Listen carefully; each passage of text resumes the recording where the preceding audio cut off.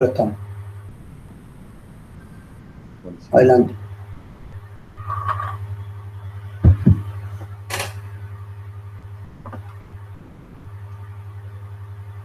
Ya pusiste a grabar. Bueno, empezamos.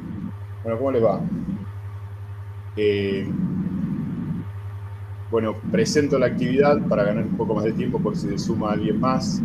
Este es el primer encuentro literario de una serie de encuentros literarios que venimos haciendo desde el 2019. Ahora ya ocupados en la virtualidad. Somos el equipo de lectores 4.0 de la Secretaría Académica de la Universidad de La Punta. Esta es una de las tantas actividades que hacemos en nuestro programa a partir del objetivo de promover la lectura. Y para los que no estuvieron en otras charlas de estas características, la idea es tomar un autor, bueno, por lo menos las que he hecho yo y las que voy a hacer yo, porque a lo largo del año van a ser otros compañeros también, van a coordinar otros compañeros estas charlas, por ahí con otras modalidades o similares, pero lo que yo suelo hacer es tomar un autor, plantear un texto o una serie de textos y hablar un poco del autor, analizar al autor, leer algún fragmento de la obra del autor y después abrir el debate para preguntas y discusiones y opiniones, etc. Bueno, en este caso hemos elegido a Marechal, a Leopoldo Marechal.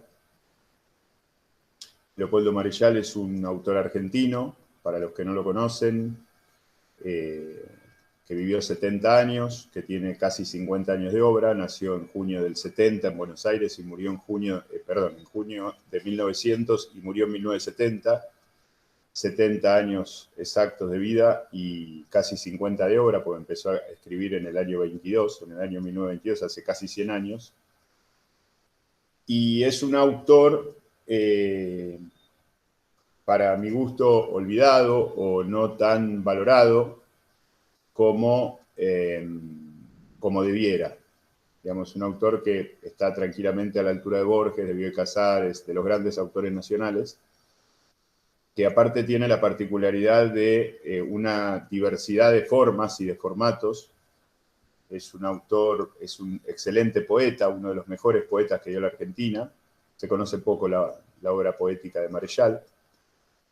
Es un dramaturgo que ha escrito hermosas obras de teatro. Es un novelista que tiene 3 novelas, de las cuales vamos a hacer un pequeño repaso ahora antes de meternos de lleno en el ensayo. Cuentista y ensayista. Hoy nos vamos a ocupar más de lleno en el ensayo y particularmente en el ensayo elegido que dio nombre a la charla de hoy, que es Autopsia de Creso. Decía que era un gran novelista, primero porque escribió 3 novelas que son faros en la historia novelística del siglo XX de la literatura argentina, que son El Adán Buenos Aires, de 1948, El banquete de Severo Arcángelo, de 1965, y Megafono la guerra, que la escribió y la publicó el último año de su vida, en 1970. Novelas que recomiendo, novelas complejas, pero fáciles de leer, digamos. ¿Qué quiere decir con esta contradicción? Que son fáciles de seguir, pero complejas en cuanto a la cantidad de temas que se desprenden y en cuanto a la cantidad de simbología y de metáfora que contienen. Marechal siempre fue un agudo lector de la realidad, un agudo lector de la Argentina,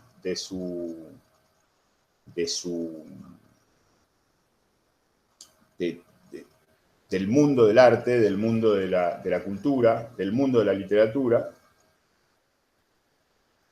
Y fue, ¿por qué no? Y esto lo podemos rastrear desde la poesía hasta el teatro, alguien que aportó mucho, y lo vamos a ver en el ensayo cuando entremos más en tema, aportó mucho a la historia argentina. digamos, a pensar la historia argentina o a pensar la historia del mundo en general, porque el ensayo es más, tiene un carácter universal, pero que se puede explicar, por supuesto, también desde la Argentina, y él vivió en la Argentina y prácticamente toda su vida y publicó en la Argentina. Y piensa desde la Argentina. Yo siempre destaco este ensayo, hago un pequeño paréntesis, siempre destaco este ensayo porque me parece, después lo vamos a desmenuzar, pero me parece una de las piezas ensayísticas más sintéticas y más complejas que ha dado el pensamiento argentino acerca del devenir mundial. Y algo que uno siempre se anota para decir al final, pero no puedo dejar de decirlo al principio, que tiene una actualidad, una vigencia,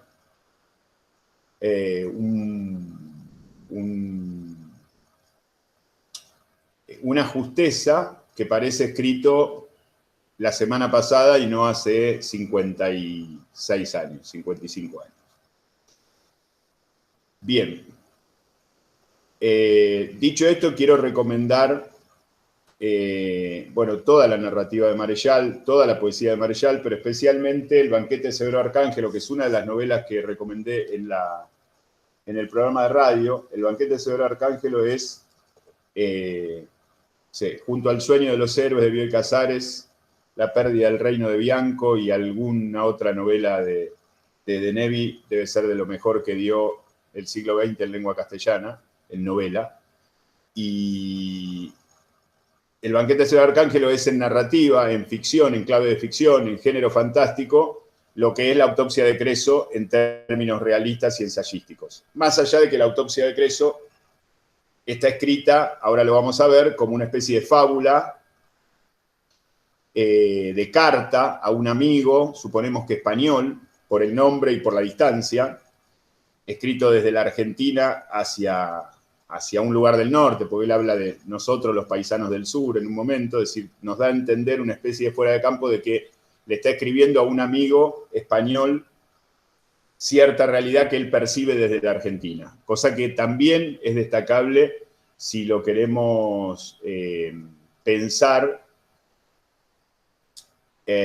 ¿cómo decirlo? Si lo queremos pensar como un valor argentino, Marechal, digamos. O sea, esto lo hemos rescatado aún estando en desacuerdo con muchas de las posturas de Borges o de Bioy Casares, pero que escribían desde la Argentina. Es decir, había un apego a la nacionalidad, digamos. ¿Sí? Había una mirada que se miraba desde acá. Esto que yo siempre digo de Borges, que inclusive en algún caso hemos charlado o hasta discutido con Gastón, esta mirada inglesa, entre comillas, de Borges. Borges vivió en la Argentina toda su vida. Prácticamente no salió de la Argentina hasta muy grande, ya ciego. Y pensaba desde la Argentina y escribía desde la Argentina. En tal caso quería otro país del que podía querer yo o del que podía querer cualquiera de ustedes. Pero creo que de lo que se trata y lo que salva la cultura de un país o la cultura de una región es desde dónde miramos, si miramos desde afuera o si miramos desde adentro. Bueno, Marechal es probablemente el autor argentino que más ha mirado desde adentro y particularmente con quien más coincido yo particularmente, acá entra mi subjetividad directamente, en su forma de ver el mundo, ¿no? Por su pensamiento político, por su pensamiento religioso, por su pensamiento filosófico, por su forma de ver el mundo, en definitiva.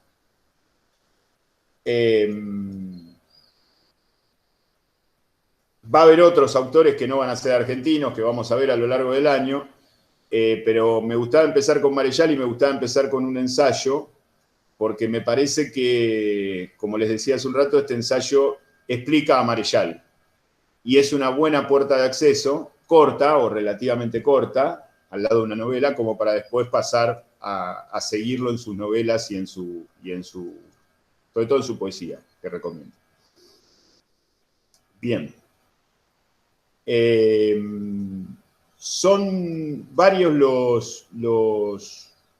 los orígenes o las bases o los lugares desde donde escribe Marechal este ensayo. Espero que lo hayan leído, si no me dicen, y yo ahora voy a contarlo un poco, pero tiene como ciertos antecedentes históricos, filosóficos, mitológicos, argentinos y extranjeros, que de alguna manera explican tradicionalmente esta división de la sociedad que hace Marechal de una manera casi irónica entre la figura sacerdotal, la figura del soldado, la figura del economista, empresario, burgués, etcétera, y la figura del trabajador, ¿no? Estas cuatro clases que de una manera u otra funcionan en la sociedad casi de una manera natural, a veces de una manera más equilibrada, a veces más desequilibrada,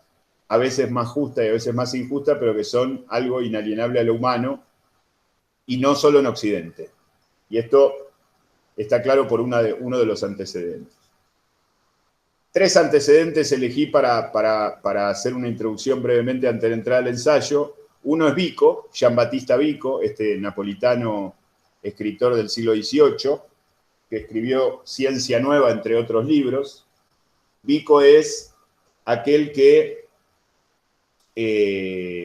nos definió lo que el maestro Fareta llama los universales fantásticos, es decir, aquellas figuras que, anteriores al hombre, es decir, sobrenaturales, que funcionan análogamente a los mitos. Es decir, hay cosas que son así, digamos, que las podemos explicar o podemos acercarnos a una explicación, pero que lo que conviene primero, en primera instancia, para seguir pensando y no trabarse, es aceptarlas.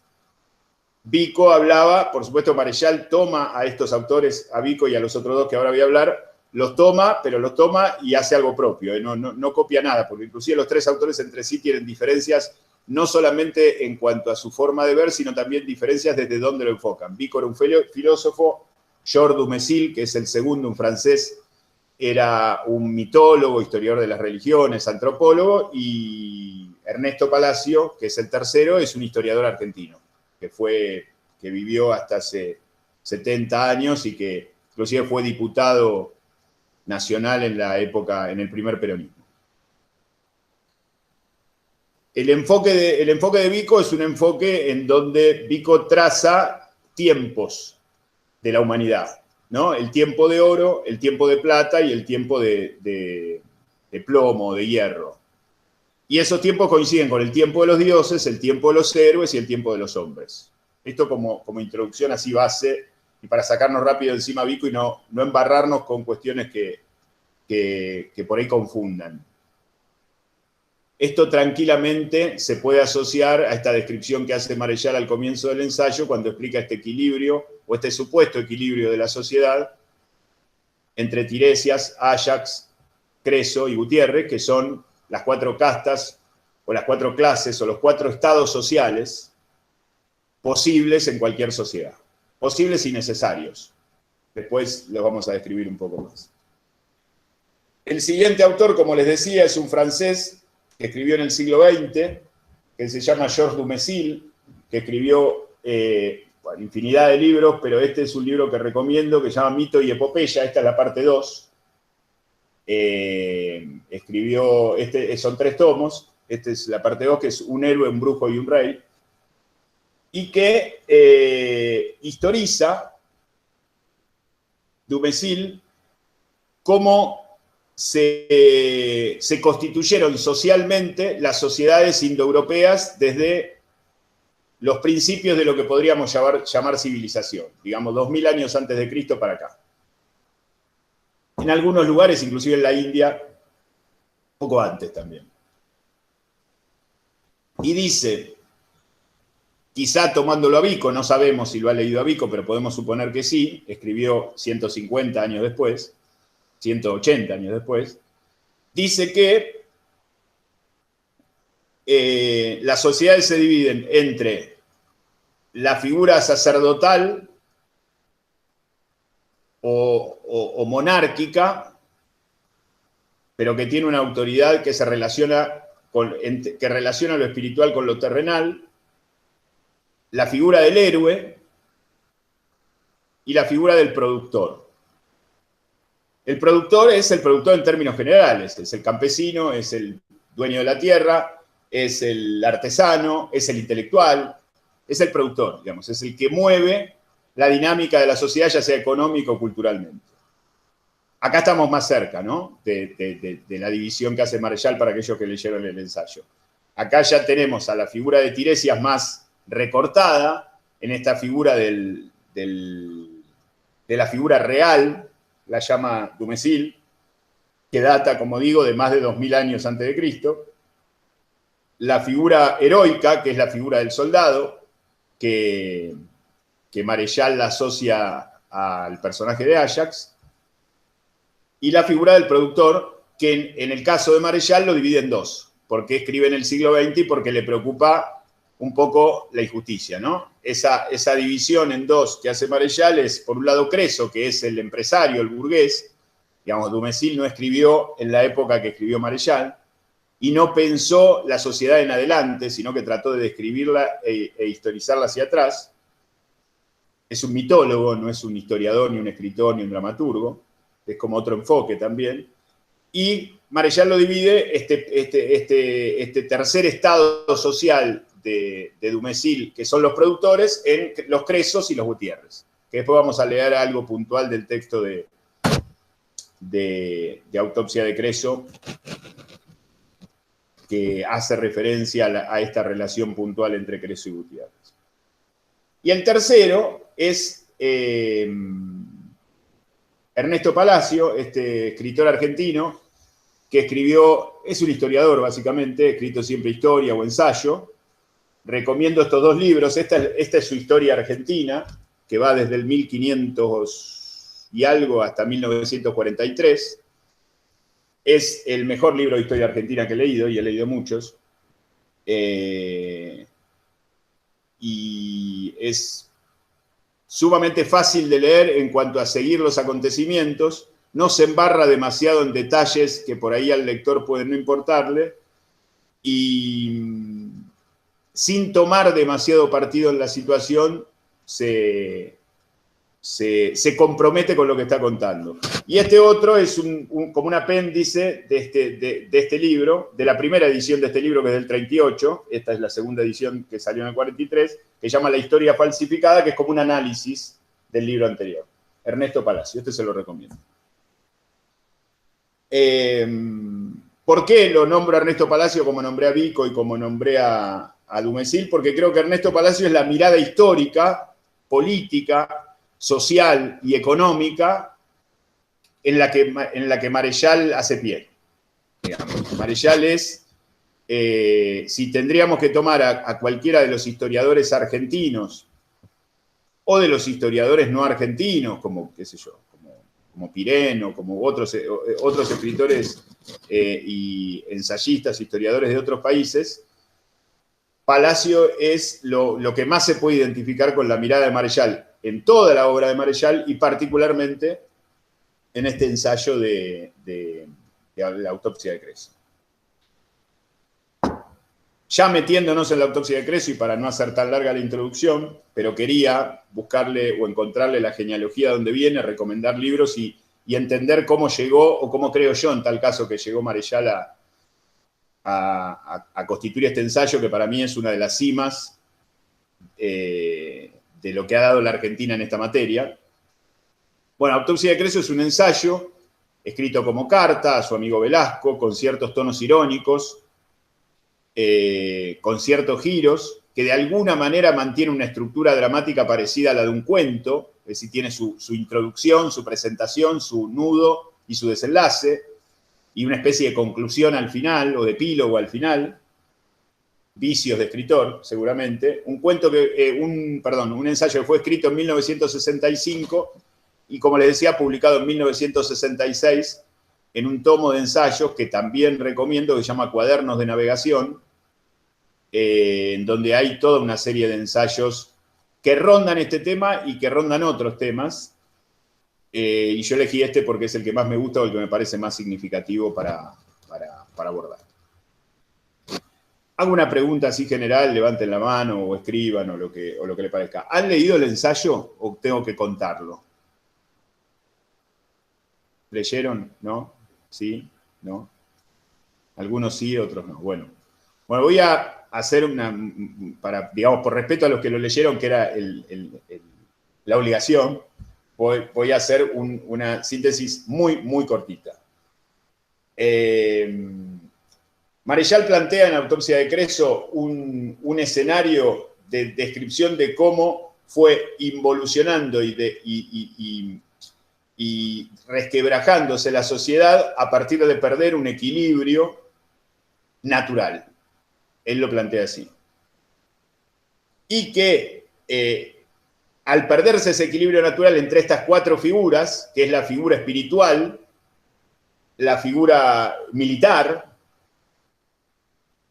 la figura empresarial o el dueño de los medios de producción, para decirlo en términos marxistas, y el trabajador, al perder ese equilibrio, se fue desfigurando. ¿Y cómo se produjo esta desfiguración? Se produjo porque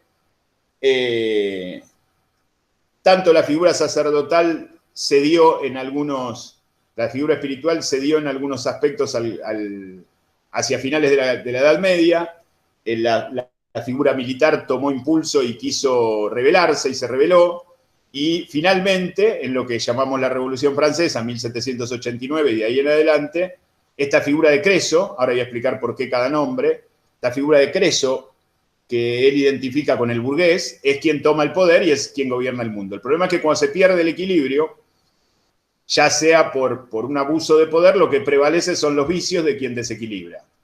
Los vicios de Tiresias, el sacerdote a finales de la Edad Media, los vicios de Ajax, el soldado, entre el Renacimiento y el Barroco, y los vicios de Creso desde la Revolución Francesa y sobre todo desde la Revolución Industrial hasta ahora. Y el cuarto personaje es Gutiérrez, que claramente, bueno, empiezo por él explicando los nombres. Gutiérrez es como decir Gómez, o como acá en San Luis decir Sosa, ¿no? Digamos, es el cualquiera, el común. El privado de todo derecho permanente y el privado de poder, básicamente. Los demás nombres están sacados de diferentes lugares. Bueno, Tiresias es un adivino griego en la tragedia. Tiresias es un personaje de muchas de las tragedias, de Sófocles sobre todo, que es un adivino ciego y que le pone ese nombre al personaje porque ese personaje de alguna manera es alguien que no tiene que ver en este mundo, porque una de las críticas que le hace al personaje de Tiresias Marechal es que mira demasiado el mundo y no mira el más allá, que es de lo que se tiene que encargar. El nombre de Ajax es el soldado, por excelencia en la tragedia griega también. Hay una tragedia de Sófocles que se llama Ajax, justamente, protagonizada por este soldado. Y el nombre de Creso es más rebuscado. Hay un rey libio, de Lidia, de Oriente, no de Libia, sino de Lidia, que se llamaba Creso y que tenía como una inclinación a quedarse con lo ajeno, vamos a decirlo. A partir de ahí constituye estos tres personajes. ¿Cuál es la característica esencial de estos tres personajes? Y acá ya empezamos con el análisis mientras sigo contando para los que no lo leyeron. Tiresias se tiene que encargar de la cuestión sobrenatural. Tiresias tiene que atender las cuestiones del alma. Tiene que atender las cuestiones del espíritu. Inclusive es muy interesante cómo Marechal en un momento se desvía de lo estrictamente religioso para poder llegar y hacer entender al lector que por ahí no es religioso, que en definitiva lo que esencialmente trabaja el ensayo es la dicotomía moderna entre materia y espíritu. Digamos, como si las personas pudiesen elegir tener solo espíritu y no materia, o podrían elegir tener solo materia y no espíritu. Entonces, aquel que se encarga de lo espiritual, ya sea religioso o no, Marechal y yo creemos que sí, pero puede no serlo, pueden ser cuestiones que no tengan que ver directamente con las posesiones, con lo que se toca, se pesa, se mide, con la mercadería, con los servicios, con el dinero, con el capital, sino con algo inexplicable como el espíritu, que se puede desprender del arte, del amor, de los sentimientos, de la expresión, de la filosofía, etc. Tiresias se tiene que encargar de eso. y tradicionalmente hay alguien que se encarga de eso, o muchos que se encargan de eso, y nunca va a dejar de haber, corrupto o no, alguien que se encargue de eso. Después está el personaje de Ajax, que es el militar, el soldado, que es el que se encarga de la defensa, que es el que se encarga de llevar la espada, que es el que se encarga que, insisto, como dije de Tiresias, siempre va a haber alguien que cumpla esa función. Debilitado o fortalecido, abusando de su poder o no, ocupándose de algunas cosas de las otras castas o concentrándose en lo suyo, eficientemente o de manera ineficiente, justo o injusto, siempre va a haber alguien en la sociedad que ocupe ese estado social. Y después está el personaje de Creso, que se llama Autopsia de Creso, y acá, antes de explicar, voy a explicar a fondo el personaje de Creso, que es el más interesante y es el que Marechal se encarga de definir y de redefinir durante todo el ensayo. El personaje de Creso también es un personaje infaltable en cualquier sociedad. Todas las sociedades socialistas o capitalistas, para hablar de los últimos 150 años, pre-revolución industrial, renacentistas, medievales, griegas, romanas o persas, tenían Cresos. ¿Quién es Creso? Creso es el que maneja el comercio y que tiene dos funciones, Creso, para que se mantenga el equilibrio de la sociedad: producir riqueza en bienes o servicios y distribuirla. ¿Sí? El problema es que lo que Marechal explica es que estamos en una época en donde Creso gobierna y Creso es el que está arriba de este desequilibrio social, con lo cual el vicio natural de Creso, así como el vicio del soldado es el exceso de la fuerza, el vicio de Tiresias es mirar demasiado las cosas materiales y no ocuparse de las cosas espirituales, el vicio de Creso es cumplir con la primera función y no con la segunda, o descuidar la segunda. Esto es, producir riqueza, pero no distribuirla correctamente. ¿Sí? Bien. El problema central, creo yo, que por ahí Marechal lo desliza en 2 o 3 momentos del ensayo, pero a mí es lo que más me queda del ensayo y a partir de acá es donde quiero desarrollar lo que viene, es que Creso, más que un estado social, es una mentalidad. Como cada uno de los estados sociales son también una mentalidad. Esto lo dice claramente al principio. Y lo que va a tratar de diseccionar en esta autopsia es esa mentalidad. Porque el problema, dice Marechal, y yo creo con él esto, es que es lo que creemos nosotros, no lo que hace Creso. Es decir, el poder simbólico siempre es un poder mucho más fuerte que el poder concreto. Es decir, Creso asume el poder, esto lo explica Marechal también en el ensayo, hacia la Revolución Francesa, pero luego de que había ya una colonización cultural o un espíritu de época que permite, desde el pensamiento y desde la aceptación, la posibilidad de que él acceda al poder. Y lo que ha hecho Creso es acrecentar ese espíritu de época y hoy tenemos todos tomados el ser, dicho esto entre comillas, por la mentalidad de Creso.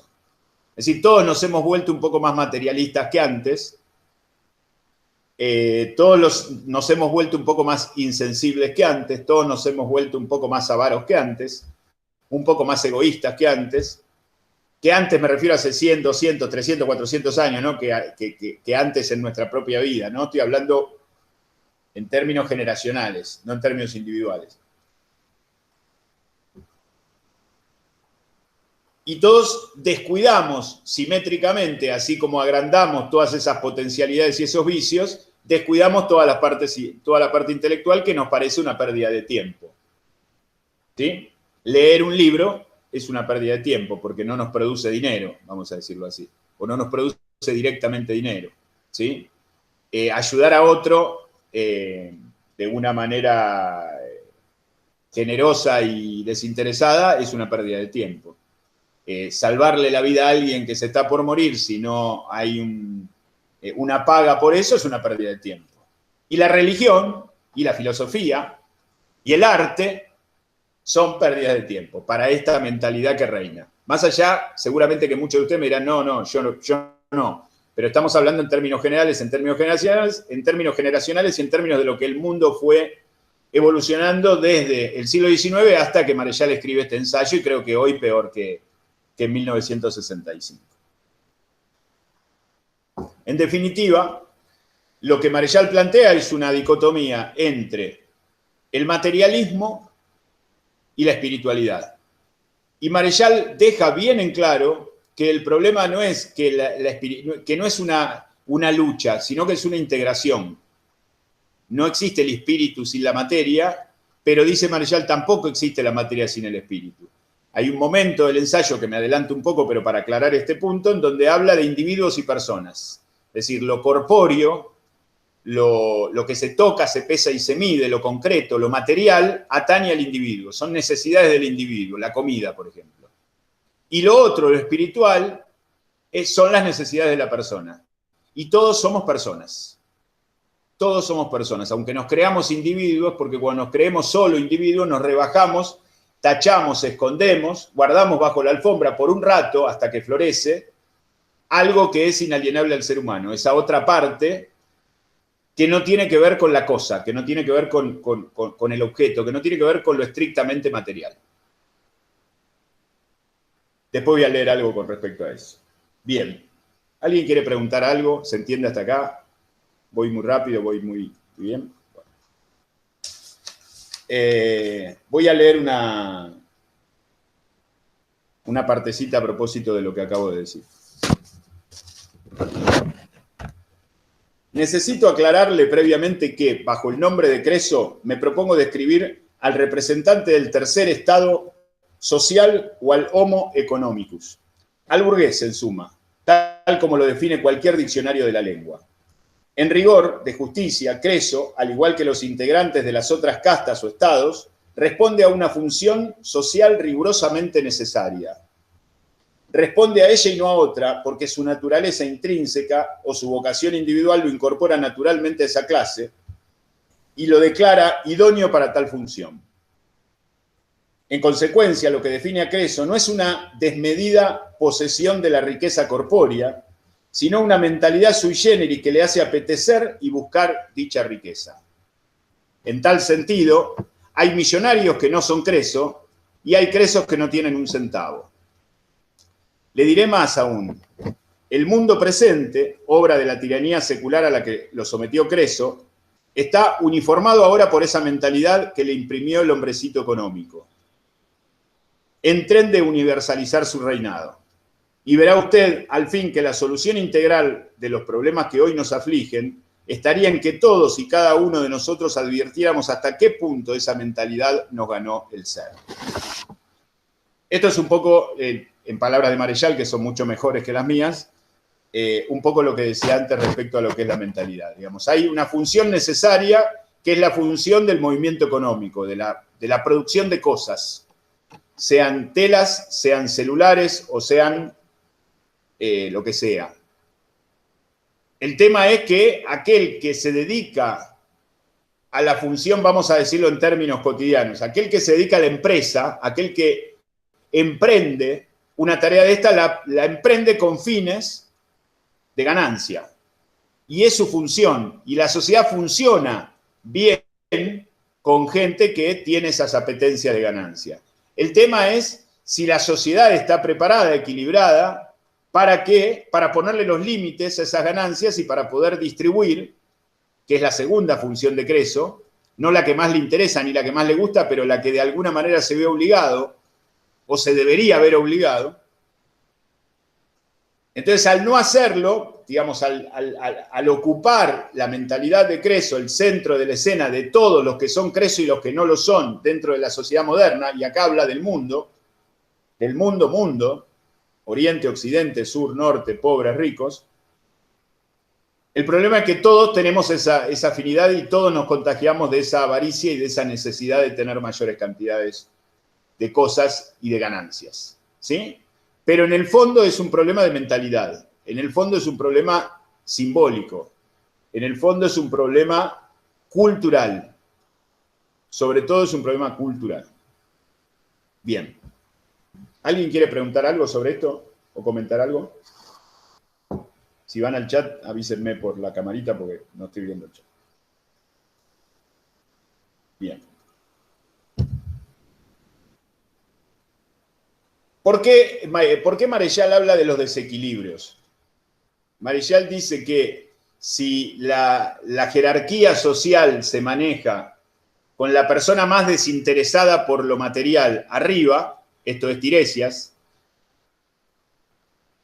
controla sin encimar a todo el resto de la jerarquía mundana, digamos, al soldado, al empresario y al trabajador. ¿Qué quiere decir que controla? Que no permite que tenga los excesos y los vicios que se fueron manifestando después. Inclusive hay una cosa muy interesante que Marechal dice al pasar, porque está al principio del ensayo, pero que es muy importante, que la primera rebelión que se produjo contra este equilibrio natural es la de Áyax el soldado contra Tiresias el sacerdote, digamos. Ese fue el origen de todas las rebeliones. Por eso Creso se le animó al soldado después. Y por eso hay tanto descontento en Gutiérrez desde hace 50, 60, 100 o 120 años, pero Gutiérrez no tiene las herramientas ni el poder, excepto en nombre de otro, con un burgués o con un soldado, para poder hacer esa tercera rebelión, digamos, necesaria, si queremos, en términos sociales o en términos de justicia.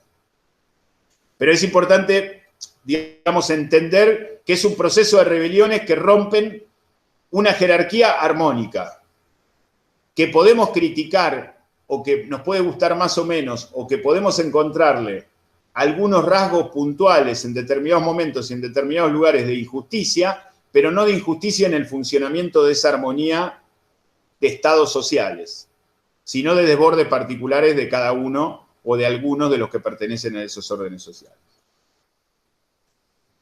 Bien. Voy a leer otro pedacito. Y esto tiene que ver con...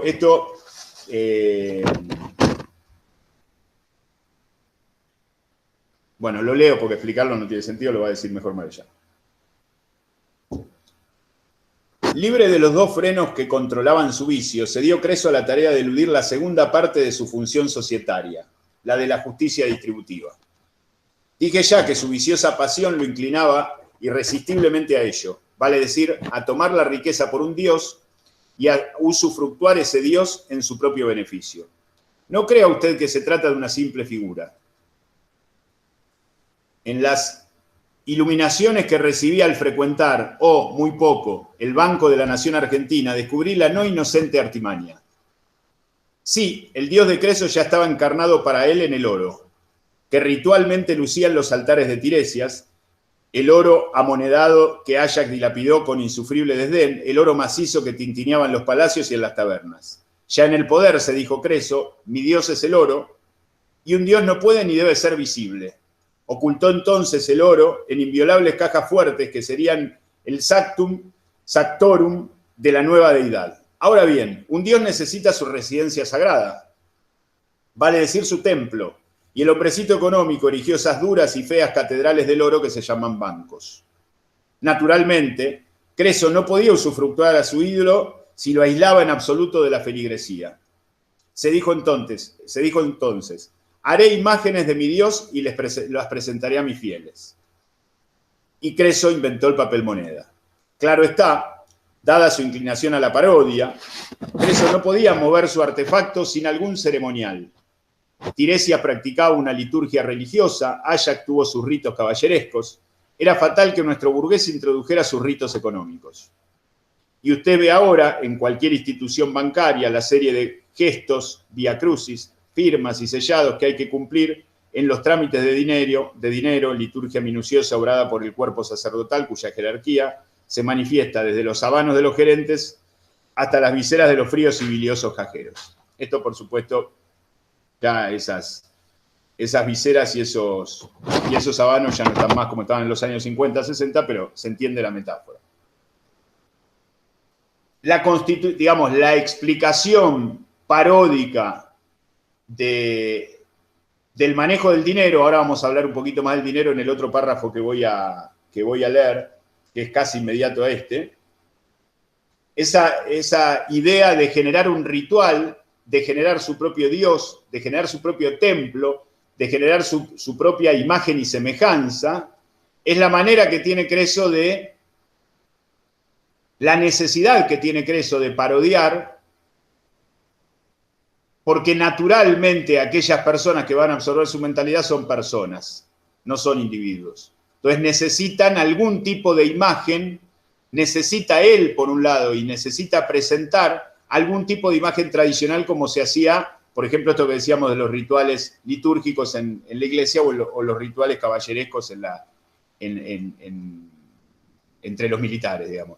Es decir, necesita eso porque lo necesita él, porque tiene que hacer una réplica hasta mecánica, natural de eso, pero aparte es una manera de ofrecer los bancos como iglesias, en donde está el verdadero Dios de este tiempo, que es el oro. ¿Sí? Una cosa más con respecto al tema del dinero, que quería leerles. Y empezamos ya a debatir y a participar todos, por favor. La moneda solo tiene un valor cuantitativo, desnudamente abstracto y potencial. Un valor fiduciario, de fiducia, confianza, seguridad, fe. ¿Qué fía o de qué asegura confianza ese valor de la moneda? Ese valor garantiza en potencia otro valor en acto. Un valor esencial o cualitativo. Por ejemplo, $50, escribo en la época del dólar, tiene un valor potencial de $50 que, traducidos por adquisición en acto, se transmutan en el alimento, el vestido y la casa del hombre. Reúna usted en imaginación todas las monedas y billetes del mundo y tendrá una cantidad abstracta que significa en potencia la satisfacción concreta de todas las necesidades humanas en el orden corpóreo.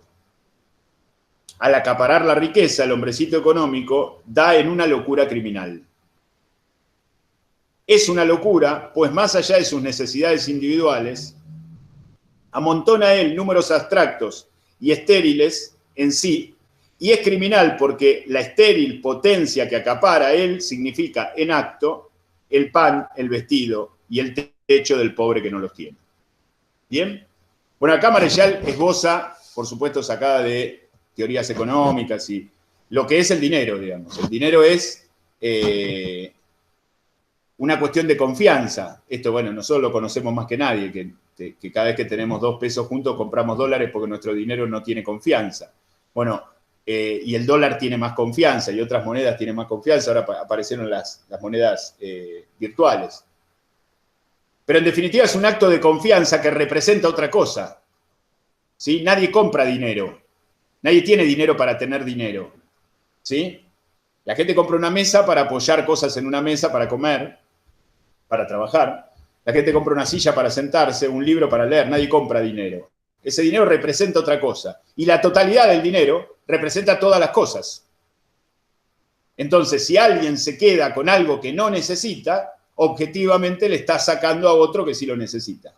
Y esta es la lógica de Creso. ¿Sí? Esta es la lógica de Creso, esta es la lógica de Creso de siempre, pero ahora ya sin control, porque ahora él es el que maneja toda la estructura social y desde hace mucho tiempo. Maneja al sacerdote, maneja al militar, maneja a Gutiérrez y hace y deshace a gusto y piacere. ¿Está claro esto? ¿Sí? Bien. Lo último antes de entrar al debate que quiero decir, hay 3 o 4 parágrafos, está dividido en parágrafos, en 54 parágrafos el texto. Hay 3 o 4 parágrafos en donde Marechal se ocupa de cómo Creso trató a la ciencia, cómo trató a la filosofía y cómo trató al arte, que me parecen significativos, sobre todo el del arte. Paso revista rápido del de la ciencia y la tecnología, el de la ciencia y la filosofía, y después nos metemos un cachito en el arte. La ciencia pasó a ser utilitaria y al servicio de las ganancias económicas. Hoy lo estamos padeciendo con las vacunas del COVID. Es decir, la ciencia pasó a ser un negocio, exclusivamente un negocio, cuando antes era también un negocio, pero un negocio controlado de acuerdo a las necesidades de la sociedad. ¿Sí? Hoy en día no se fabrica algo que la sociedad necesita, sino algo que la sociedad compra, o en tal caso algo que la sociedad necesita comprar, o algo que se puede vender, o que se puede vender bien, o que se puede vender caro. Más allá del ejemplo de la vacuna del COVID, tenemos un siglo XIX y un principio del XX floreciente del capitalismo liberal que representa Creso, donde la ciencia ha crecido un montón, pero ha tardado un montón en estandarizarse. Es decir, hay ciertas vacunas o ciertos medicamentos que ha inventado la ciencia, pero que se estandarizaron o que se masificaron 50 años después. ¿Sí? ¿Por qué se masificaron? Porque ya había otro que hacía punta y que se podía vender más caro, y ya entra todo dentro de un negocio. Es un poco lo que pasa con la medicina privada también, ¿no? Esto con respecto a la ciencia. Hay 1 o 2 parágrafos, si quieren después lo pueden leer, creo que el 42 y 43. Después, con respecto a la filosofía, lo que dice Creso es que el filósofo, como el artista, es una carga para Creso, porque no produce dinero, no le genera dinero directamente, necesita manipularlo de alguna manera. Entonces, el filósofo se retira, digamos, tanto el filósofo como el artista, hasta, digamos, el barroco, mediados del siglo XVIII, era alguien que pertenecía a la sociedad, que estaba articulado en esa jerarquía, que estaba articulado en esa división de roles y que cumplía una función directa, acompañando, criticando, modelando esa sociedad, pero que ahora no cumple ninguna función directa en una sociedad que es meramente económica y material. Entonces, los filósofos se refugiaron a inventarse filosofías individuales y subjetivas, que es lo que pasó con el siglo XIX, más allá que algunas sean interesantes, básicamente la dicotomía entre Hegel y Schopenhauer en Alemania, y algunos más, algunos románticos, Fichte, por ejemplo. Y con el arte pasó algo similar, es decir, con el arte hizo algo muy, muy complejo, Creso, que lo puede explicar Marechal en mediados, fines del siglo XX, pero que era muy difícil de ver en el siglo XIX. En el siglo XIX se construyen los museos. Los grandes museos que hoy, aquellos que tienen la oportunidad de viajar por Europa o por Estados Unidos, son tan famosos y va tanta gente y cuestan tan caros y hay que hacer tanta cola para entrar. Esos museos eran la forma de reconducir el arte como negocio. ¿Qué había en esos museos? Y aún hoy, ¿qué hay en esos museos? Obras del pasado. Esto es muy importante porque esto es uno de los temas de Marechal de toda su narrativa. El artista no hace arte para el pasado, hace arte para el presente. El artista se quiere comunicar con el lector de hoy, si escribe una novela. Si hace una película, con el espectador de hoy. Si hace un cuadro, con el contemplador de hoy. No con el del futuro. ¿Sí? Entonces, la idea de generar los museos, de encasillar al arte, de clasificarlo, de desmenuzarlo, de decir quién es bueno, quién es malo, de decir qué es lo que quiere decir esta obra y qué quiere decir aquella obra, meterla en museos, es decir, petrificarla, y por supuesto no darle ninguna bolilla a nada del arte que se hacía contemporáneamente. Piensen ustedes el estado de la pintura, de la escultura, del teatro, de la danza, de la música hacia finales del siglo XIX, principio del XX. Era poco menos que subsuelos, que entre otras cosas debemos decir, para ser justos, aunque no tenga que ver con el tema, que el cine salvó a muchas de estas disciplinas apareciendo a principios del siglo XX, pero que estaban en el fondo del mar porque habían sido desplazadas y no se podía hacer arte en el presente. El arte era un arte del pasado. Y era un arte del pasado porque el pasado, si bien es algo absolutamente valioso, es algo que uno puede manipular, censurar, recortar, acotar y engrandecer exageradamente para desvalorizar al arte que se hace en el presente. Este fue el problema que tuvieron muchos artistas románticos durante el romanticismo alemán en la primera mitad del siglo XIX. Y es lo que tuvieron la mayoría de los escritores, de los pintores, de los escultores y de la gente de teatro, de los dramaturgos durante el siglo XIX también. Entonces, este proceso ¿cómo decirlo?, de desprecio por el arte, llegó, no vamos a meternos en el cine porque sería muy largo, es un tema que me encanta, pero no viene al caso, porque tiene otras vueltas, y Marechal no lo trata, por otro lado, hizo que le dio la espalda al arte, digamos. ¿Por qué? Porque el arte, como la filosofía, como cierta ciencia o como cierto espíritu de la ciencia, tienen que ver con la persona, no con el individuo. Tienen que ver con las necesidades espirituales, no con las necesidades materiales. Y Creso atiende a las necesidades materiales. Tal es así que una de las cosas que hizo Creso ya cuando se decidió a autoproclamarse liberal es darle libertad a la gente para que en su espíritu haga lo que quiera, si eso no le costaba un centavo. Es decir, en las sociedades más liberales del mundo, cualquiera puede profesar cualquier religión, pertenecer a cualquier grupo, hacer cualquier filosofía, pregonar cualquier idea, y eso no pasa, digamos, lo espiritual es libre absolutamente en las sociedades liberales. Pero mientras te apretan por el bolsillo, ¿sí? Porque eso es lo que le importa a Creso. Es decir, hay un desequilibrio ahí, porque en realidad vos querés, no sé, ser musulmán, hacete musulmán. Mientras que vengas a la fábrica todos los días, trabajes y cobres una miseria y hagas bien tu trabajo. Entonces, esta lógica que estoy reduciendo y simplificando para que se entienda, es un poco el sentido de lo que es lo liberal. Lo que hoy es lo liberal. Es decir, el liberal no es alguien que prohíbe. De hecho, vive haciendo cantos y olas y laos a la libertad. Es alguien que da libertad en esa otra mitad que negó desde su constitución, que es la espiritual, desde su constitución como gobierno mundial, ¿no? Desde la Revolución Francesa, que es lo espiritual. Si en lo espiritual somos todos libres, haz lo que quieras. Ahora en lo demás lo maneja el mercado. Y el mercado somos yo, él, aquel y 4 más. ¿Sí? Bien.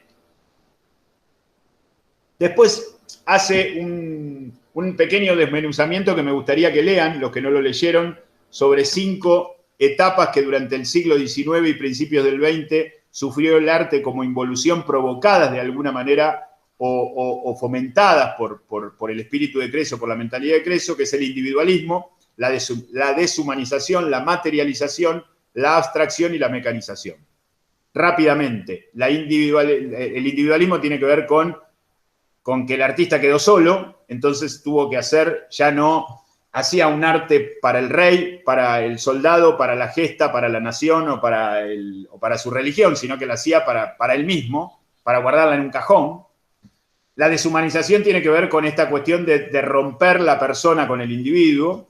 La materialización tiene que ver con un arte por el arte, que esto reinó mucho durante el final del siglo XIX, que es aquello que lo podemos asociar, si queremos, al expresionismo en la última década del siglo XIX y en la primera década del siglo XX, que es como si los materiales fueran más importantes que lo que se quiere comunicar, como si un color o una forma o una sombra fuera más importante que esa idea que está atrás de eso y que mueve a eso. La materialización, decía el tercero. La abstracción, que es todo el arte abstracto, que también de alguna manera, al desfigurar la figura humana o la figura o la mímesis humana o la mímesis de las cosas en general, aunque no sea humana, de alguna manera deforma esa realidad que también a Creso le sirve y que fomentó eso. Y la mecanización, que es directamente la máquina, digamos, la máquina haciendo el arte robotizado. Me voy a detener un cachito en el tema de la abstracción. En realidad no, el tema de la abstracción en cualquiera de estos en cualquiera de los 5 en realidad. Es interesante ver cómo más allá de este proceso y de esta decadencia que describe Marechal con respecto al arte, en cualquiera de estas instancias, los grandes artistas que hoy reconocemos como grandes artistas del periodo impresionista, del periodo romántico sobre todo en Alemania, del romanticismo inglés, de otros periodos del naturalismo francés, del realismo, los impresionistas tardíos como Van Gogh, son artistas, grandes artistas que hoy reconocemos, pero que en su momento padecieron pintar. ¿Sí? En su momento fueron desplazados del sistema, no le vendían un cuadro a nadie, no tenían el circuito para canalizar su arte. Se morían literalmente de hambre o se suicidaban muchos de ellos. Ahora el sistema, y esto es lo que nos demuestra que esto estaba orquestado, el sistema que les dio la espalda durante su vida, la vida del artista, hoy negocia esos cuadros de esos artistas en millones de dólares. Que probablemente lo haga con los artistas que están pintando ahora y que tampoco pueden ni siquiera exponer sus cuadros y venderlos a 10, 15 o 20 mil pesos.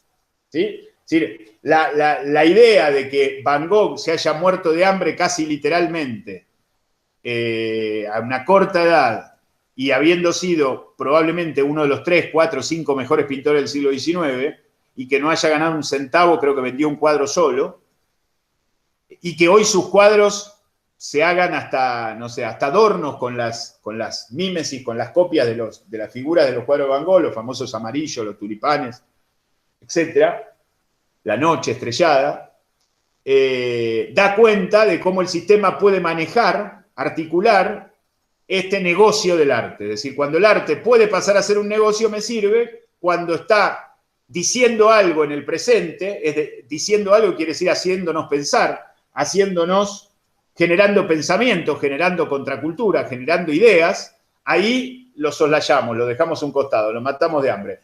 Cuando ya no está diciendo demasiado porque pasó de tiempo y está pintando girasoles, está exponiendo girasoles que se negocian en grandes ciudades que no vieron un girasol en su vida, ahí vendemos el cuadro o lo ponemos en exposición y hacemos toda una subasta y lo transformamos en mercancía.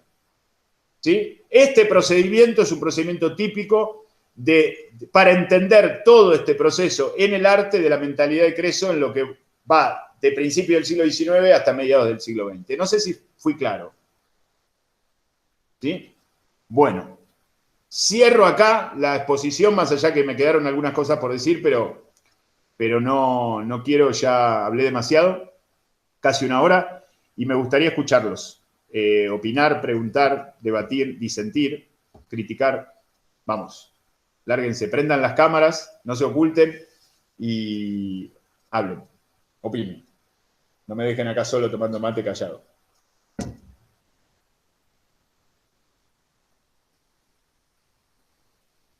A ver si alguien escribe en el chat, aunque sea. No, nadie escribe ni siquiera en el chat.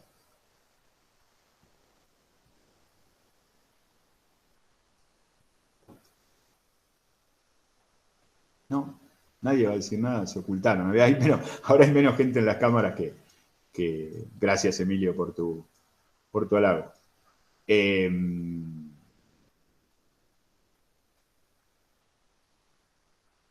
Bien, ahí Charo me dio una punta como para... Pueden hablar, pueden abrir el micrófono y hablar, no sean tan tímidos de usar solo el chat. La actualidad de este ensayo tiene que ver con una característica central de lo que yo considero que es el arte. Y el arte es el arte de escribir, el arte de pensar, el arte de filosofar, el arte de filmar, el arte de pintar, el arte. ¿Qué es el arte? El arte es universalizar ideas. Universalizar ideas quiere decir que esas ideas se puedan seguir pensando. Por supuesto que los biliosos cajeros la literalidad no cuentan el arte. Los biliosos cajeros con las viseras que describe Marechal es como criticarle eso a Marechal es como criticar a los hombres que usaban esas corbatas anchas que no les llegaban al ombligo en los años 30. Era lo que se usaba en ese momento. El tema es qué es lo que se quiere decir. Y con lo que se quiere decir, el arte es tal cuando se puede seguir pensando con esas ideas aún con el paso del tiempo. Y yo me animaría a decir, ojalá me equivoque, porque si me equivoco porque la situación cambia, que este ensayo dentro de 100 años va a ser más actual que ahora.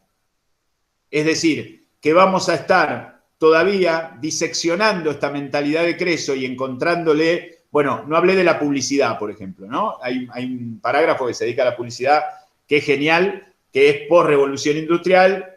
Esto sigue pasando todos los días. Es decir, a partir de la revolución industrial se genera algo que la máquina condiciona las acciones humanas. Entonces, Creso no le da más tiempo libre al obrero por el mismo sueldo, sino que produce más para ganar más e inventa la publicidad para generar una necesidad donde no la hay y poder vender más. Porque si produce 1 millón de zapatos, de pares de zapatos, y antes producía 10.000 y la sociedad necesita 10.000, tiene que inventar algún recurso para que la gente quiera comprar 1 millón de pares. Bueno, eso es la publicidad, ¿sí? Pero la máquina es la que originó esa superproducción o esa producción en serie, o esa producción exagerada, aquellos que trabajamos en fábrica conocemos, no podemos entender cómo, por ejemplo, yo trabajaba hace 30 años atrás en una fábrica de faros de autos, y que fabricaba casi exclusivamente los ilumina patentes. ¿Vieron las lucecitas que están alrededor de la patente de los autos? Y producía algo así como 200.000 ilumina patentes por día. Yo digo, ¿quién consume esto? ¿No? Bueno, evidentemente había un mercado para eso, pero si no era mediando la máquina y forzando a 3 o 4 tipos que le daban al balancín y los otros que los armaban, era imposible generar esa cantidad por día antes de la máquina. Bueno, la máquina trajo la posibilidad de producir más, la posibilidad de darle más tiempo libre, esto que llama el tiempo del ángel, al trabajador, y Creso decidió no dárselo, sino exigirlo más, por mayor apetencia de ganancia. La máquina trajo la publicidad, y la máquina hoy es lo mismo, digamos. Hoy aquello que podíamos explicar hace 30 años con los faros de auto, hace un tiempo más atrás lo podíamos explicar con la fabricación de automóviles, los primeros automóviles, 150 años más atrás con la fabricación de telas en serie y los tejidos industriales, y hoy lo podemos aplicar a la tecnología, a los celulares, a las tablets, y dentro de 100 años a otra cosa, seguramente más sofisticada, más chiquita y más concentrada. Pero el procedimiento es el mismo. Entonces, aquel que piensa universalmente, arquetípicamente, paradigmáticamente, como piensa un gran artista, como en este caso es Marechal, nos sirve para pensar más allá de la contingencia de las viseras de los cajeros, más allá de la contingencia de su propia época.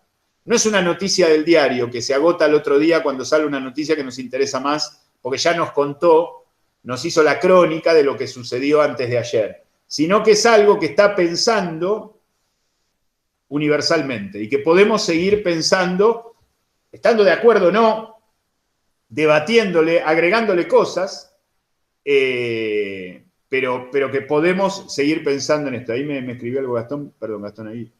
Ah, bien. Bueno, muy bien, gracias Gastón, que me hiciste acordar, porque lo salté eso.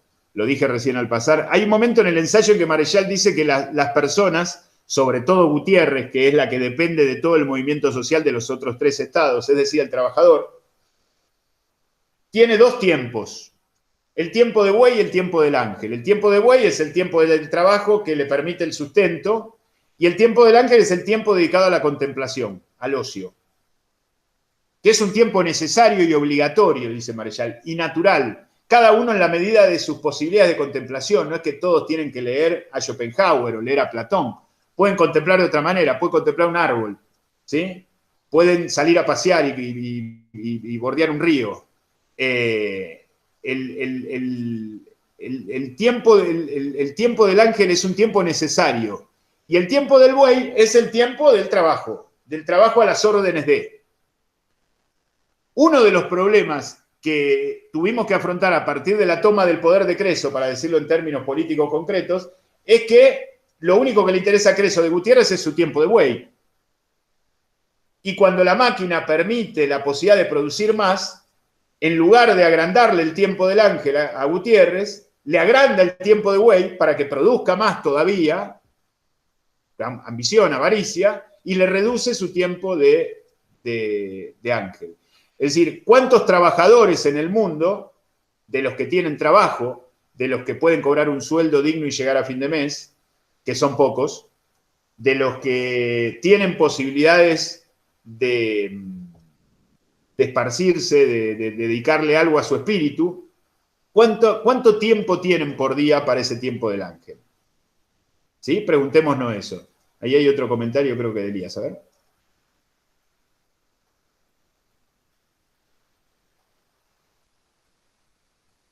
Ah, bien, bien. No llegué a eso, pero ahora voy, Elías. Ahora voy. Bueno, en definitiva, cierro con esto, cierro esta parte con esto y voy al comentario de Elías.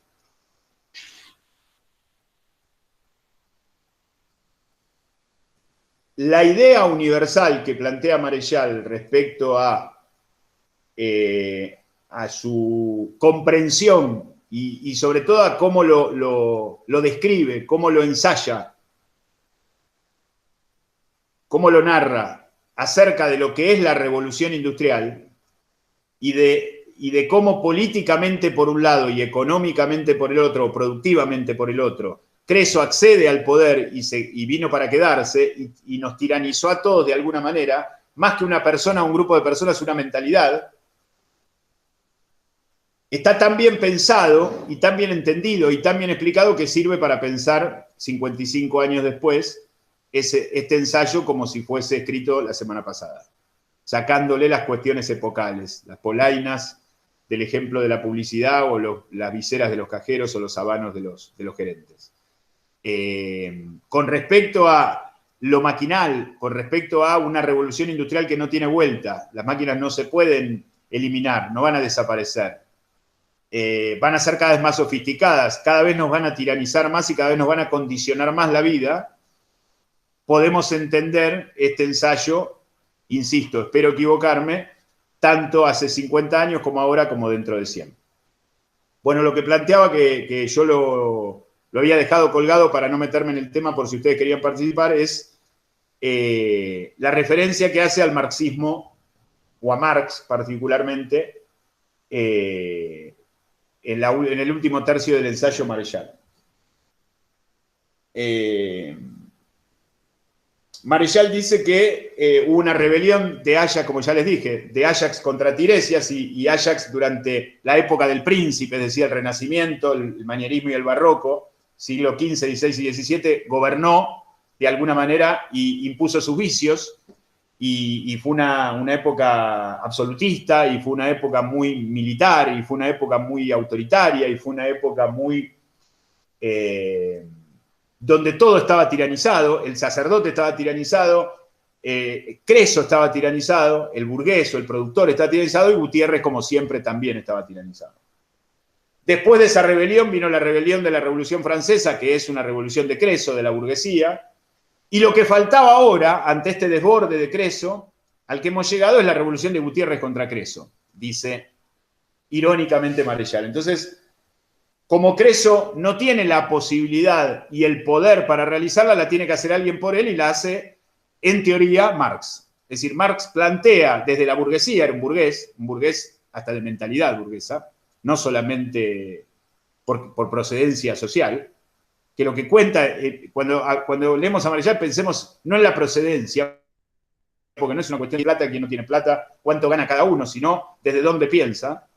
Digamos, me parece que la cuestión de clase o la cuestión de Estado tiene que ver más con una cuestión cultural o de conciencia más que de ingresos mensuales.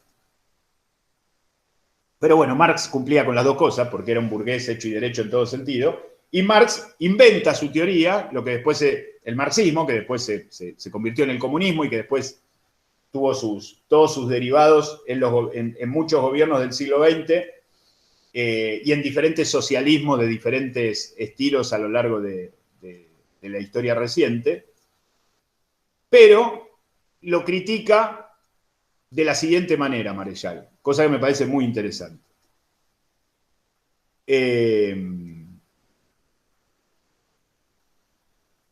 La principal crítica que hace a Creso es su materialismo. Y la mayor crítica que le hace al marxismo es que el marxismo, en lugar de disputarle lo que Creso nos roba de espíritu, hace un materialismo al revés. Es decir, lo plantea desde lo numeral, Marx. Marx dice, no, acá Creso nos está robando plata. Y no es que nos esté robando plata, nos está robando tiempo, nos está robando amor, nos está robando arte, nos está robando religión, nos está robando filosofía. No nos está robando solo plata. ¿Sí? Entonces, lo describo como lo describe Marechal para que se entienda bien. Para los que leyeron el ensayo van a entender mejor y los que no lo leyeron también después de este comentario. Divide el marxismo en 3 tipos de filosofías. Dice que el marxismo es a la vez una filosofía general, una filosofía del hombre y un método económico. Dice que el método económico es mucho más justo que el capitalismo liberal de Creso, por supuesto, pero que no es nuevo, que existió en otras épocas de la humanidad, esta cuestión numérica de repartir para todos igual, pero que tiene sus riesgos, pero discute esencialmente lo que es la filosofía general y lo que es la filosofía del hombre. ¿Por qué? Un poco por lo que estuvimos hablando a lo largo de la charla hoy. La filosofía general se plantea como un materialismo directamente, y estas son las palabras usadas, como un materialismo justo, pero en definitiva priorizando la materia por sobre el espíritu, prácticamente deleznando al espíritu. Y la filosofía del hombre, yendo a lo que hablábamos recién del tiempo del buey y del tiempo del ángel, que Marechal bien describe en la mitad del ensayo, también se ocupa de lo estrictamente corpóreo, se ocupa del tiempo del buey, se ocupa de cómo relacionamos el hombre con la máquina, se ocupa de cuánto debe ganar un trabajador o cuánto gana, o cuánto produce y de lo que produce cuánto gana. Se ocupa del individuo y no de la persona. Después, finalmente, tiene ciertas concesiones por una cuestión, piensen en los años 60, el auge del contexto, toda una serie de revoluciones en el mundo con tintes socialistas que algunas triunfaron y que algunas han equilibrado bastante la balanza y que él defendía y suscribía. Inclusive cuando hace este epílogo al final y propone 3 posibles soluciones. Una es volver al equilibrio original, que es lo que ve más difícil. Otra es el triunfo definitivo del comunismo, que lo ve más difícil todavía. Y otra es la creación de socialismos religiosos. Es decir, un socialismo cristiano, socialismo musulmán, socialismo... Es decir, pero que ninguno deje de tener una religión. Esto, por supuesto, es una cosa utópica y lo hace como cierre, como epílogo de su relato en términos casi ficcionales o irónicos, ¿no? Pero no es lo más importante. Pero la crítica de Marx, no sé si se me perdió Elías, que fue el que me preguntó, me parece que sí se fue, o se le fue la internet. La crítica del marxismo, él dice que Marx cierra la noche de Creso. Es decir, en lugar de ser un amanecer, termina siendo cerrando la noche porque le da una contracara necesaria a la mentalidad materialista de Creso, que le discuten los términos que Creso quiere que le discutan, que es materialmente. Entonces, materialmente, por supuesto que Marx discute plata y a Creso le importa la plata, pero el marco de la discusión, el círculo del pensamiento, ronda a través de lo que se pesa, se mide y se toca. Es decir, de la parte corpórea, de la parte material, de la parte de la mitad de las personas, que son eso que Marechal llama el individuo. No sé si te contesté, Elías, sé que en un momento te fuiste, supongo que se te había cortado o algo así. No sé si alguien quiere preguntar algo. Me gustaría que pregunten. Sí, yo quería hacerle una pregunta. Por favor. No, en realidad quería hacerle un comentario sobre lo que está hablando de Marx y a partir de eso preguntarle algo que también me pareció súper interesante que mencionó sobre el arte. Primero que nada, que, bueno, por ahí lo que hemos leído a Marx y demás, hemos llegado a la misma conclusión que Marechal respecto a los tiempos, porque de hecho el marxismo plantea las jornadas de 8 horas de descanso, 8 horas de esparcimiento y 8 horas de trabajo. Es decir, que hay una prioridad también por el esparcimiento del espíritu, digamos, entendido como la búsqueda de una mejora del ser humano, como usted lo dice, algunos a través de lectura, otros quizás simplemente saliendo al parque, digamos, está planteado eso. Después también la cuestión sobre si Marx es burgués, yo creo que también eso es muy interesante porque si bien todos sabemos que no vivía en las mejores condiciones, digamos, sí está planteado, digamos, que se entendía de que muchas de las posiciones que toma Marx en función sobre cómo está estructurado el sistema social, bueno, de la lucha de clases, que es la que plantea el materialismo histórico, es que realmente él plantea que el trabajador o el obrero difícilmente a veces logra poder visibilizar esto que plantea Marechal, ¿no? Sobre cómo funciona, cómo está estructurada la sociedad, por lo menos en estos personajes que él lo plantea, porque precisamente está tan abocado, está tan metido en tratar de resolver los problemas puestos sobre ellos, como usted dice, en vez de darle más tiempo para que disfruten, le dan más trabajo para que produzcan más, no puede, digamos, avistar o no puede, digamos, como dicen también en el marxismo, sacar la cabeza del barro, digamos, y mirar. Entonces la posición, digamos, de donde por ahí lo plantea Marx, parece burguesa, pero en realidad también tiene que ver con una búsqueda, digamos, por lo menos así lo entiendo yo, de que muchas veces el propio sistema social no nos permite mirar más allá digamos, de lo que nos propone, en este caso como sistema económico. Entonces yo creo que de ahí, yo diría que puede ser que haya tenido un origen burgués, puede ser que, dada su posición, a pesar de que, bueno, producía artículos periodísticos para vivir y apoyado, sostenido, o digamos de alguna manera como una especie de mecenas por Engels, me parece que, digamos, su posición es de darse un tiempo para poder mirar algo que el sistema económico y el sistema capitalista no le permite. Y entonces en esto me pareció muy interesante lo que planteaba, porque, o sea, lo que hizo sobre el relato del arte es la pregunta que yo quería hacer. Esperá, esperame un cachito antes de ir a lo del arte, que quiero hacer un comentario sobre lo de Marx. Podemos estar en desacuerdo y bienvenido. No es mi espíritu discutir, o sí, no importa, pero me parece que cuando yo lo describo como un pensamiento burgués es porque, de acuerdo a lo que Marechal define como Gutiérrez, es decir, este cuarto estado social trabajador, desde ahí no surge, viene de otro lado. Como ha venido de otro lado, ayudas de la burguesía o del ejército, ¿no? Napoleón, o el mismo Perón en la Argentina, que ha venido de otro lado a defender esos intereses. No estoy diciendo que Marx haya planteado algo en favor de la burguesía, sino que desde un pensamiento de afuera planteó algo que él consideraba justo y que indudablemente era más justo que lo que estaba viendo. Eso por un lado. Eso por un lado. Por otro lado, eso es lo que le digo, que estamos de acuerdo, porque en realidad, claro, ese es el planteo que el mismo Marx hace, digamos. Pero en un momento mencionó que, digamos, que ese era lógico porque esa es su naturaleza, y no creo que haya sido en el fondo la naturaleza del planteo del marxista. Sí puede haber sido su origen, sí puede haber sido lo que le permitió observar, porque como le digo, está en una posición de privilegio, eso también hay que entenderlo, pero no creo que sea su naturaleza sostenerlo, digamos, que ahí es donde creo que sí coincidimos. Digamos. Bien.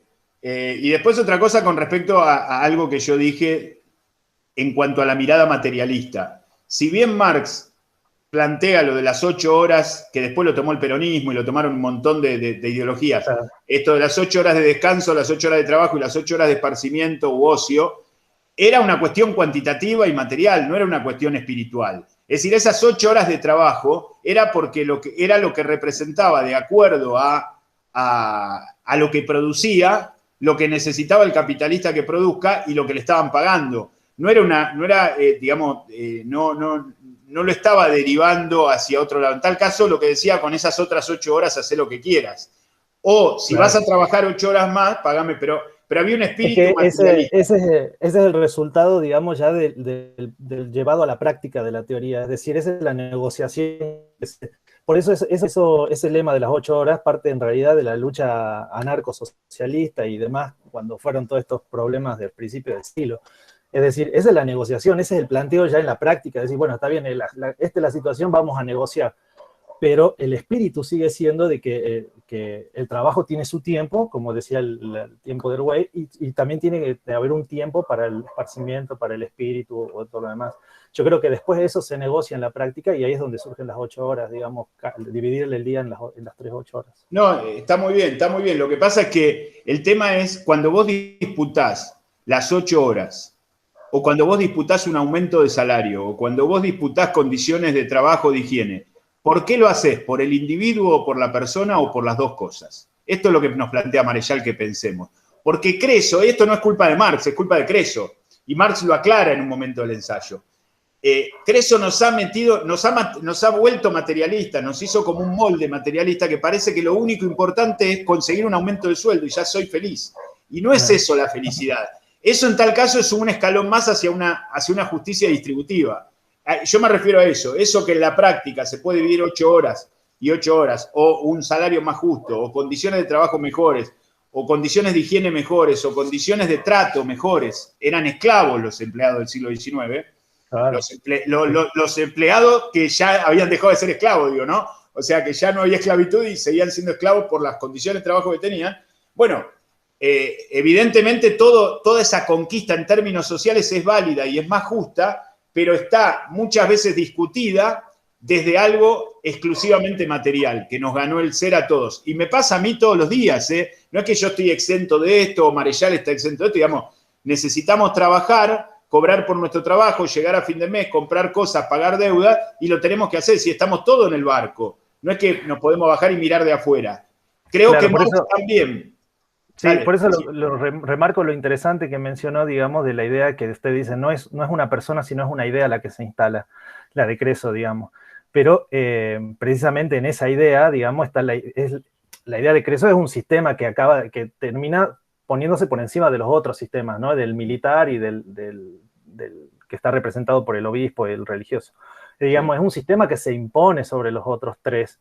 Entonces, Sí. obviamente, en ese propio sistema, el que está más abajo de todos va a negociar, por eso le digo, es llevarlo a la práctica una idea. Obviamente la persona entiende que necesita tiempo para sí, que quiere priorizar tiempo para él, pero no lo puede porque lo que le está apurando es conseguir los ingresos, el dinero, para comer y demás, para subsistir, digamos. Entonces, Sí. en la práctica se negocia, pero en el espíritu o la idea o el pensamiento, digamos, del Gutiérrez, digamos, estaría latente la idea de que, bueno, es justo para él tener un tiempo para sí mismo.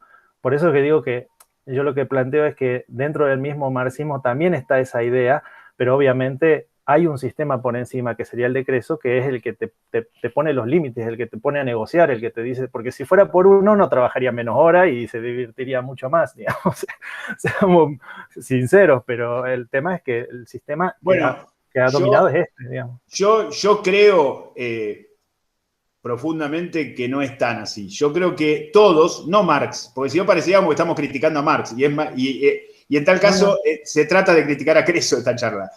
Claro. Tanto Marx como Gutiérrez y los Gutiérrez del mundo, como los soldados, los Ajax, como los sacerdotes, todos están imbuidos en esta mentalidad.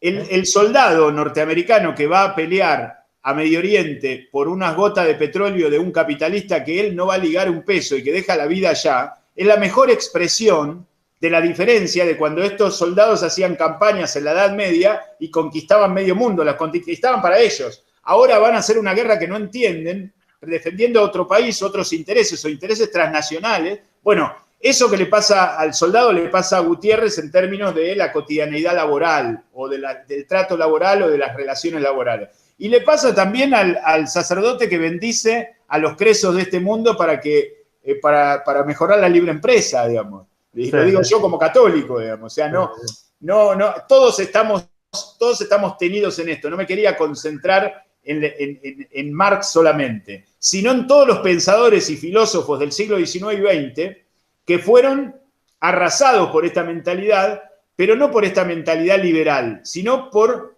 el materialismo constitutivo de esta mentalidad liberal. Claramente Marx no es liberal, Schopenhauer no era liberal, Van Gogh no era liberal, Griffith no era liberal y John Ford liberal. Ahora, todos están, digamos, contaminados por algo de ese materialismo que es parte de lo que se impuso, como vos bien dijiste, desde hace unos 2 o 3 siglos y de que increciendo se sigue imponiendo.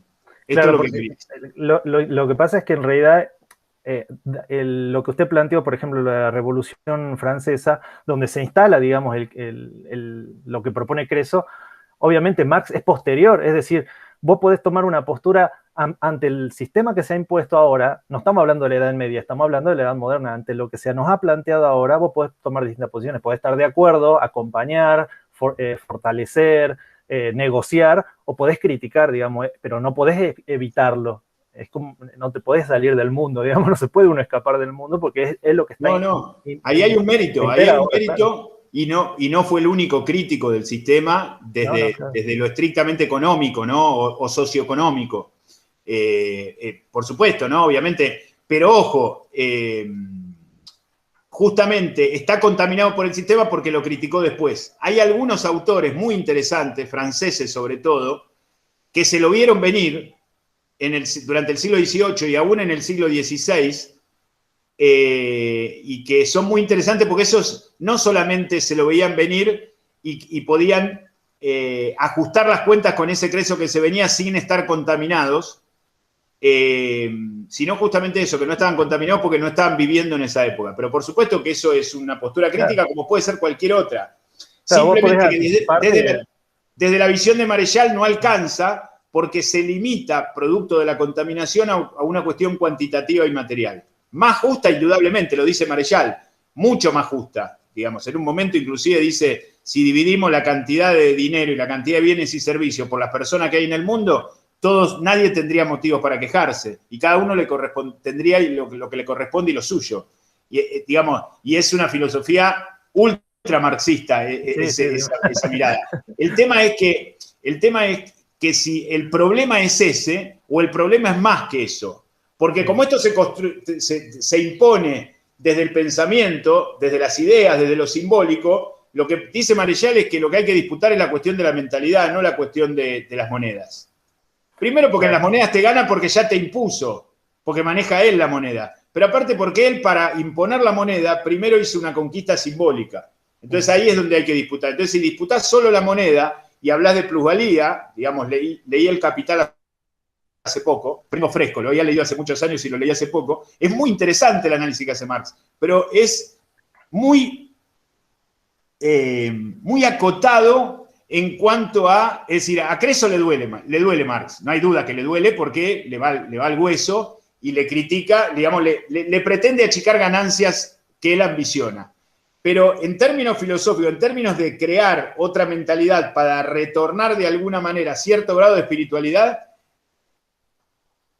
no me parece suficiente, por lo menos. Claro. No lo descarto, me parece crítico, me parece muy interesante, me parece muy fácil de leer. Sí, sí. De todas maneras, el capital no se centra en quién posee la moneda, sino pasa por otro lado, en realidad.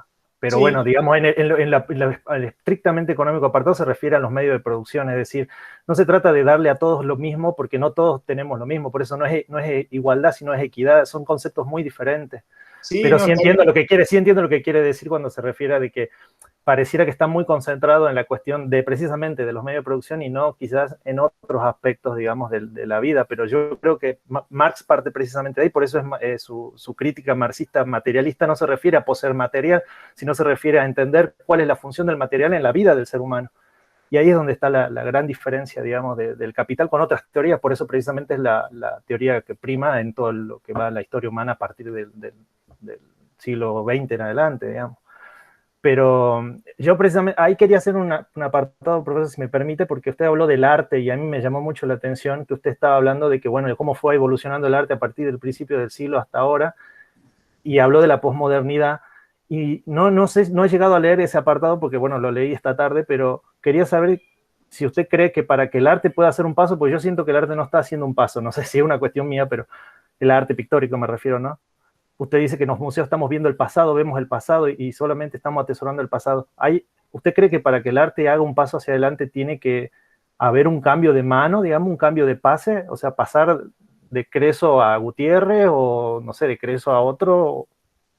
No, a ver, por supuesto que en el caso de no estar en esta situación, la situación del arte sería mejor, porque está en las peores manos. Si está en las manos de Tiresias, se promueve el arte eclesiástico o espiritual o religioso. Si está en manos de Ajax, se promueve el arte heroico, el arte. Si está en manos de Gutiérrez, se hace un arte popular. Ahora, si está en manos de Creso, es un peligro, porque hay una negación a priori del desarrollo del arte. Esto no quiere decir que no haya artistas, que no se haga arte, que no valga la pena seguir intentando o seguir haciéndolo o seguir consumiéndolo. Ya la palabra consumiendo es cómo me ha tomado el ser la mentalidad de Creso, ¿no? Pues no tendría que haber hecho consumiendo. Degustado, contemplado. Ahora, yo creo que la política de museo que yo intenté explicar hace un rato es una política de estratificación, es decir, es agarrar el arte del pasado, clasificarlo, interpretarlo, cerrarlo, como si fuera un paquete, como si tuviese una sola definición. La Mona Lisa la pongo en el Louvre. Entonces, le pongo abajo la definición y le pongo a una guía que te va a llevar por el museo lo que tiene que decir cuando te muestre la Mona Lisa. Esto, por supuesto, que son pasos, no que se hace todo de un día para el otro. Ese proceso de interpretación cerrada, de acotamiento, qué cuadro está, qué cuadro no está, hace varias cosas. Una de ellas es que la Mona Lisa valga una cantidad exorbitante de dinero que no vale el cuadro que pintás vos o que pinto yo, independientemente de la calidad pictórica, porque ya de por sí el que juzga no es alguien que sepa. De hecho, los que juzgan hoy los cuadros y que tienen algún tipo de criterio para juzgar los cuadros son empleados de los capitalistas que compran y venden los cuadros, ¿no? Porque cuando antes eran autoridades, digamos, en el medioevo o en el Renacimiento, los tipos que sabían de pintura, aunque no pinten, eran autoridades absolutas, digamos, era bien. Ahora, esta idea de petrificación, de encierro, de dejar en el museo, de museificar, como dice el maestro Fareta también, es una forma de quitarle un valor de apertura, de poder seguir pensando con eso. Porque lo que tiene de interesante cualquier pintor del Renacimiento, Rafael, Botticelli, Piero de la Francesca, Miguel Ángel, es que lo podemos seguir pensando por su apertura, no por su contingencia, no por algo que alguien ya interpretó, que alguien ya cerró. Inclusive, esto lo digo siempre que yo me dedico a esto, ¿no? A analizar, a interpretar y todo eso, que lo que yo interpreto es lo que yo interpreto hasta donde yo puedo llegar ahora, pero en realidad lo que intento es abrir puertas para que ustedes interpreten lo que quieran o lo que puedan o lo que vienen después. Digamos, no es cerrar la obra, no quiere decir esto, conceptualizarla, ponerle un título, porque eso es justamente lo contrario al espíritu del arte. El arte sigue pensando porque a Marechal lo estoy explicando hace 20 años y porque no lo termino de abrochar, gracias a Dios. Y no lo termino de abrochar y probablemente diga cosas distintas a las que decía hace 10 años. Y es probable que alguno de acá le abra otra puerta, o entienda otra cosa, o discuta otra cosa, o siga pensando otras cosas que a mí se me pasaron. Entonces, el hecho de cerrarlo y de cerrarlo en el pasado produce dos cosas. Primero, el encierro y la posibilidad de que deje de pensar, catalogarlo, clasificarlo e interpretarlo. Y por otro lado, negarle la posibilidad de expresión directa al que hace arte en el presente. El cine quebró un poco esta lógica, pero no me quería meter en ese tema, porque el cine lo que hizo es un arte popular de masas, capitalista, industrial, que el sistema lo único que hizo desde que nació fue negarlo o después intentar conquistarlo. Hoy ya lo conquistó mayormente, pero al principio era una piedra en el zapato, porque dice, estos tipos me venden 20 millones de entradas y le cuentan a toda la humanidad en 2 semanas lo que yo no quería que le cuente el pintor, que lo tengo encerrado en el sótano. Entonces, bueno, cambió esta lógica y se dio otra dinámica. Hoy, mayormente, el cine que se produce, las series que se producen, en internet y el streaming y todo lo audiovisual que se produce, en un gran porcentaje, está manejado por Creso de vuelta, digamos, ya le encontraron la vuelta a eso. Esto no quiere decir que haya que dejar de hacerlo, al contrario, hay que hacer más, ¿no? O hay que pensar más, o hay que rescatar, pero lo que no pueden hacer con el cine, porque inclusive por su carácter industrial, maquinal, esto recuerdo haberlo dicho en alguna clase con vos, Emilio, en la Universidad de La Punta, es museificarlo, porque el cine no se puede poner en museo. Porque El Padrino no es una copia. Es una copia. Todos tenemos El Padrino en la computadora. Todos la podemos tener en la mesita de luz, en el cajón de la mesita de luz lo podemos tener. Porque es una forma que es un poco lo que pasa con los libros, nada más que el libro demanda una lectura individual, no es algo masivo, pero los cuadros son únicos. Digamos, yo no puedo ver la Mona Lisa, tengo que ver una reproducción o una foto, pero tengo que ir al Louvre. El cine, yo me bajo la película y me la copio o la reviso en internet, y como todo este movimiento audiovisual, sobre todo a partir de las plataformas caseras como Netflix y otras, es un negocio del sistema, todas esas películas afloran. Entonces ellos mismos necesitan a las películas que critican ellos mismos, digamos, porque es lo que se consume y ellos piensan en el consumo. Esto lo explica muy bien el ejemplo de Avatar. Avatar es una película que hace Cameron con 300 millones de dólares del sistema para criticar al sistema, pero el sistema prioriza los 1.000 millones que va a ganar a que lo critiquen. Porque eso es Creso. Digamos, Avatar es una película crítica al sistema capitalista liberal norteamericano de hoy y financiada por tipos que son los criticados y que ponen 300 millones de dólares cash para que Cameron haga lo que se le antojó, y ahora está haciendo la 2 y la 3 con plata ajena, pero lo que les importa son los 1.000 millones que van a ganar, no le importa tanto esa cuestión. Entonces, el cine ganó esa batalla, semi-batalla cultural, de que puede producir ganancias que la pintura no podía producirle en el siglo XIX a Creso. Entonces, no hay competencia. Eso es un poco lo que trataba de decir. No sé si focalicé, si me fui por las ramas, si te contesté, no sé, decime, Emilio. Sí, profe, sí lo entendí. Me Bueno, parece correcto, es verdad, me parece que ese es el punto, digamos. El punto donde irrumpe el cine precisamente como arte moderno, porque el Creso le permite, entendiendo de que puede producir riquezas que las otras formas de arte no. Igual como la música también es otra industria que también, donde precisamente sucede lo mismo. claro. Bueno, la música lo que tenía, que perdió y entró en un bache y ahora está saliendo o reconvirtiéndose, es que la música vendía el disco. Y ahora ya no vende más el disco, digamos, o sea, salía un disco de Charly García y se vendían miles o decenas de miles de discos de Charly García. Ahora Charly García o no saca discos, más allá de su edad, pero puede ser otro músico, no importa. O saca un disco que vende mucho menos y lo vende de otra manera, pero hubo una transición desde el año 2000 hasta el año 2010, en que los músicos no sabían cómo ganar dinero haciendo música, más que con las regalías, porque estaban en ese trance. Pero la música es algo similar. Y los libros también, porque son copias, es decir, yo tengo las obras completas de Marechal, y las obras completas de Marechal las puede tener cualquiera que las compre. Digamos, se hicieron una tirada de 20.000, no se hizo una sola, no es un original como un cuadro o como una escultura. Entonces, es también parecido. Lo que pasa que esto también lo he hablado con vos en alguna oportunidad, Emilio, y con algunos de los que están acá. El libro necesita de 10.000, 20.000 o 30.000 lectores contemporáneos a la edición y publicación del libro, que en general un libro no tiene. El cine es más masivo naturalmente. De hecho, en las librerías hay 5 personas y en los cines con las películas exitosas van millones en semanas.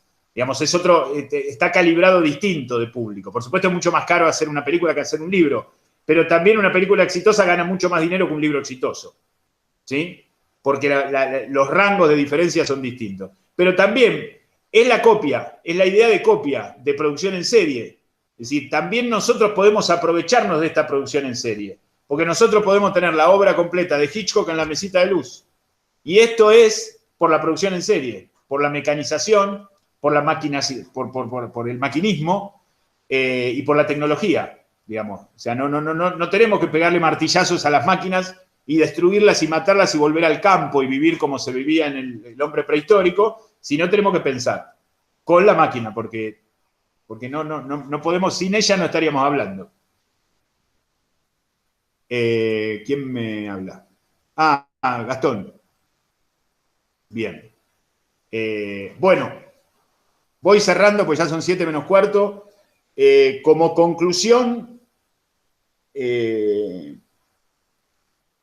dejo la recomendación de la lectura del ensayo para los que no lo hicieron, la relectura para los que lo hicieron, Autopsia de Creso, perteneciente a Cuadernos de Navegación, este libro de ensayos de 1966 de Marechal, y aquellos que tengan la oportunidad o que tengan ganas o que tengan a mano, traten de leer la obra de Marechal, su poesía, a los que les gusta la poesía, sus novelas, a los que les gusta leer extenso, o sus cuentos, o sus obras de teatro, y van a encontrarse con alguna de estas ideas que circulan ficcionalmente de una manera mucho más sutil y simbólica en toda su obra.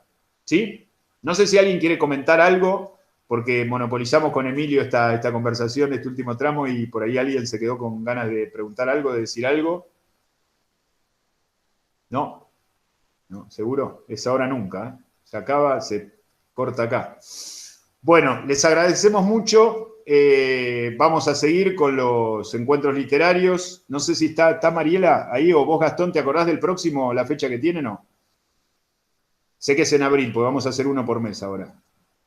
¿Estás ahí, Gastón? No. Bueno, vamos a hacer, igual lo vamos a informar y lo vamos a difundir. Vamos a hacer un encuentro literario por mes con diferentes voces y diferentes compañeros, que el próximo no voy a estar yo a cargo. Pero vamos a hacer uno por mes y le vamos a ir informando y le vamos a invitar con esta misma modalidad.